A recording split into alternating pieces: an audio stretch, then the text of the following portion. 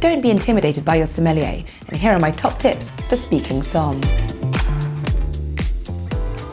I'm Libby Brody, certified wine consultant and columnist, and I'm here for the wine curious to help you find a better journey to better wine.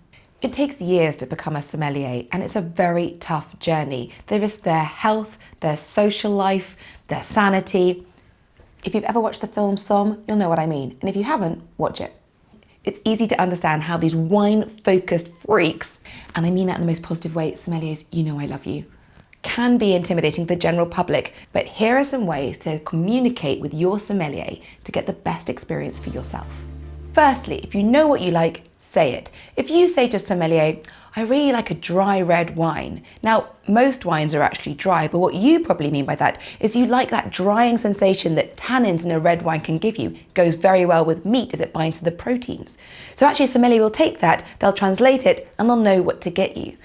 Also, if there's a recent experience you've had with a wine that you've enjoyed, tell them that too. I was on holiday in Tuscany recently and I loved the local wine.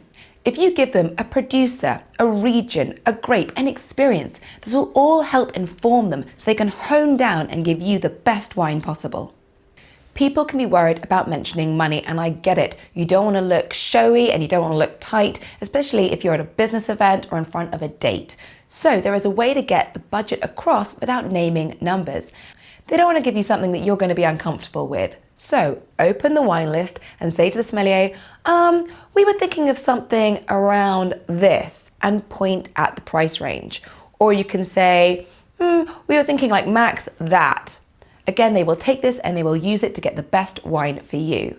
You're in a restaurant, so you probably know what you want to eat. You can say that to the sommelier and say, I was thinking of ordering the turbot. What would you pair with that for around this? Now some tips for the service. If they've opened the bottle away from you, then they've probably already checked it for a fault. When they come to you and they pour the wine, remember, they're not going to pour you a full glass straight away. They'll generally pour you a little taster portion. That's not them being mean. That's so you can swirl it around, give it a sniff, and check for faults. Also remember, you are not checking if you like the wine or don't like the wine. You are checking to pick up if it's faulty. They've probably already checked it, but if you smell something like damp cardboard or wet dog, it's probably worth asking them to give it another sniff.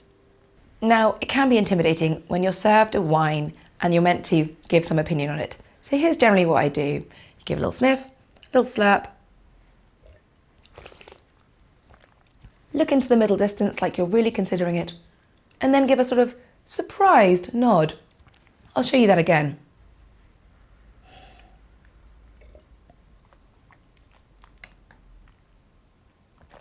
Traditionally, at fancier restaurants, a sommelier may present you with the cork. Do not sniff the cork. The cork is there so you can look at it, and then you can either leave it on the table when you go or pocket it as a keepsake. Finally, be honest about your budget, about your preferences. Just be honest. And if you don't like the wine when you've tasted it, it's not great etiquette to send back a completely fine wine that you've ordered, but you can say to the sommelier, I'm actually not loving this.